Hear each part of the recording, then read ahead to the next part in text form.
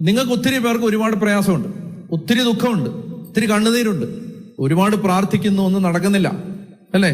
പലരെയും പലയിടത്തും വെച്ച് കാണുമ്പോൾ ഞാൻ ചോദിക്കും എന്തായി? ചിലർ പറയും അച്ഛാ അത് നടന്നു, ചിലർ പറയും ഒന്നും ആയില്ല അച്ഛാ, ഒന്നും ആയില്ല. അത് കേൾക്കുന്നത് സങ്കടമാണ്.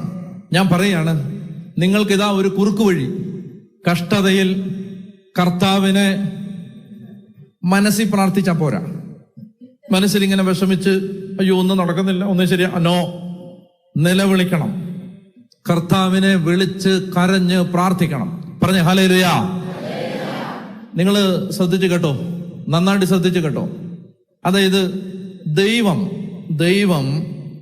ഏത് വ്യക്തിയെയും, നന്നായിട്ട് കേൾക്കണേ, ദൈവം ഏത് വ്യക്തിയെയും നയിക്കുമ്പോൾ ആ വ്യക്തിയിൽ 3 കാര്യങ്ങൾ ഉണ്ടാവും.